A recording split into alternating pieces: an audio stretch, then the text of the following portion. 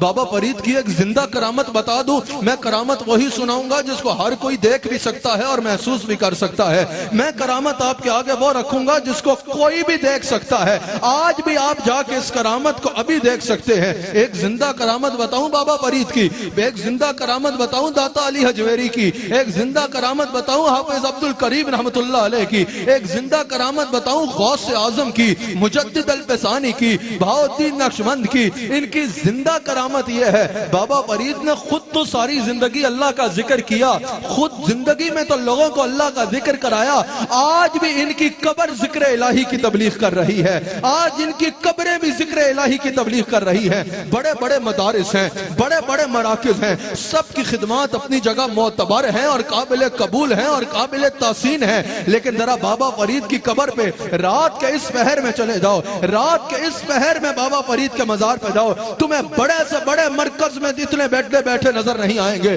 تمہیں بڑے سے بڑے آگے پیچھے مرکز میں اتنے لوگ بیٹھے اللہ کا ذکر کرتے نہیں نظر آئیں گے جتنے لوگ تمہیں رات کے اس پہر میں بھی بابا فرید کی قبر پر بیٹھ کے اللہ کا ذکر کرتے نظر آئیں گے۔ یہ ان بزرگوں کی شان ہے، زندگی بھر اللہ کا ذکر کیا، آج یہ قبروں میں جا چکے ہیں، ان کی قبریں لوگوں کو مقناطیس کی طرح کھینچ رہی ہیں، جو ان کی قبر پہ آتا ہے اللہ کا ذکر شروع کر دیتا ہے۔ جاؤ نا بابا فرید کے مزار پہ، یاد رکھنا جاہلوں کو دیکھ کے فیصلہ نہ کرنا، ہمارے پہ بات کرو تو ہمارے جاہلوں کو دیکھ کے نہ کرنا، ہمارے اہل علم لوگوں کو دیکھ کے کرنا، ہمارے پڑھے لکھے لوگوں کو دیکھ کے کرنا، ہمارے صحیح العقیدہ لوگوں کو دیکھ کے کرنا۔ جاہل ہر جگہ ہوتے ہیں اور اپنے کاموں میں مصروف ہوتے ہیں۔ آؤ نا ذرا بابا فرید کے مزار پہ، اس وقت چلو بابا فرید کے مزار پہ، اس وقت چلو داتا علی حجویری کے مزار پہ، وہاں کیا ہو رہا ہوگا؟ قبر کی ایک جانب بیٹھ کے کوئی ذکر کر رہا ہوگا، دوسری جانب بیٹھ کے کوئی قرآن پڑھ رہا ہوگا، اس طرف بیٹھ کے کوئی قبر سے نہیں اللہ سے دعا کر رہا ہوگا، اللہ سے دعا کر رہا ہوگا۔ تو پتا چلا ان بزرگوں کی یہ شان ہے، دنیا سے جا چکے ہیں لیکن آج بھی اپنی قبروں پہ لوگوں کو بلا کے اللہ کا ذکر کروا رہے ہیں، اللہ کا ذکر کروا رہے ہیں۔ یاد رکھنا یہ ان اولیاء کی شان ہے۔ پھر حضرت بابا فرید نے اسی ذکر و فکر کے ذریعے، اسی عبادت و ریاضت کے ذریعے، اسی علم اور اس پہ علم پہ عمل کے ذریعے اللہ کا قرب پایا، اور اللہ نے آپ پہ اپنا وہ رنگ چڑھایا جو آج 780 سال بھی بعد دنیا کو نظر آ رہا ہے۔ 780 سال بعد بھی جس رنگ کو دنیا دیکھ رہی ہے، یہاں بیٹھے اور پوری دنیا میں سننے والے ناظرین کی توجہ چاہتا ہوں۔ مفسرین نے کہا اے دین اللہ، اس سے مراد اللہ کا دین ہے۔ پھر الزموا دین اللہ، اس سے مراد یہ ہے کہ اللہ کے دین کو تھام لو، اللہ کے دین کے ساتھ مضبوطی کے ساتھ جڑ جاؤ۔ آج ہم بابا فرید سے محبت کیوں کرتے ہیں؟ کوئی دنیاوی رشتہ ہے؟ ابے دنیاوی رشتہ تو علامہ فیصل صاحب نے اپنے پردادا کی قبر نہیں دیکھی ہوگی، فاروق میروی صاحب نے اپنے پردادا کی قبر نہیں دیکھی ہوگی۔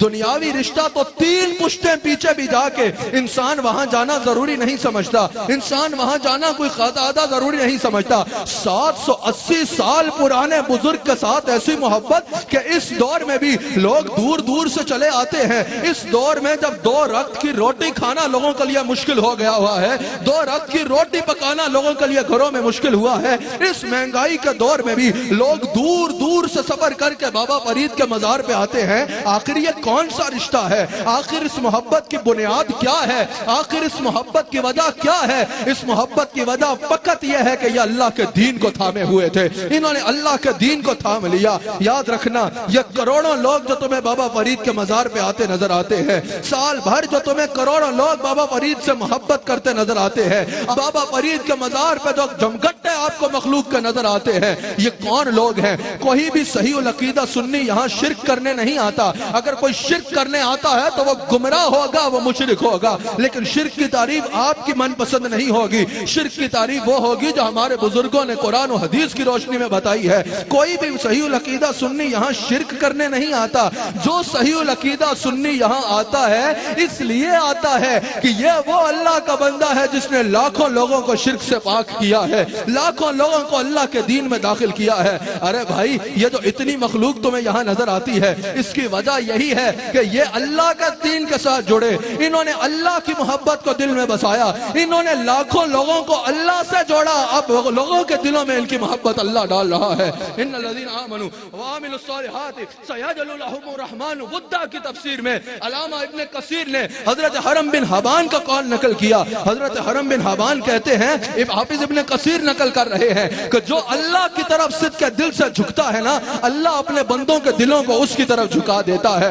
بابا فرید صدق کے دل سے اللہ کے آگے جھکے، اب مخلوق کا دلوں کو ان کی طرف کون جھکا رہا ہے؟ اللہ جھکوا رہا ہے۔ اب یہاں لوگ آتے ہیں، بابا فرید کے مزار پہ آ گئے، بابا فرید کے مزار پہ آ کے کہتے ہیں بھئی ماشاءاللہ اللہ ہو رہا ہے، اللہ کا ذکر ہو رہا ہے، قرآن کی تلاوت ہو رہی ہے، ذکر و فکر ہو رہا ہے، یہ تو اچھی بات ہے۔ اتنے میں ایک بندہ نعرہ لگاتا ہے، اللہ محمد چار یار حاجی خواجہ کتب فرید، اور مزار گھونج اٹھتا ہے حق فرید یا فرید کے نعروں سے۔ وہ بھائی صاحب سر پکڑ کے بیٹھ جاتے ہیں، کہتے ہیں بھئی اللہ اللہ کا ذکر تو سمجھ میں آ رہا ہے، یہ حق فرید یا فرید کا ذکر کیوں کر رہے ہو؟ اللہ کا ذکر تو ٹھیک ہے، یہ حق فرید یا فرید کیوں کر رہے ہو؟ تو میرے بھائی قرآن میں تم نے پڑھا نہیں، اللہ فرماتا فَاذْكُرُونِي أَذْكُرْكُمْ، تم میرا ذکر کر میں تیرا ذکر کروں گا۔ بابا فرید نے ساری زندگی اللہ اللہ کی، اب فرید فرید اللہ کروا رہا ہے، اب بابا فرید کے نعرے اللہ لگوا رہا ہے،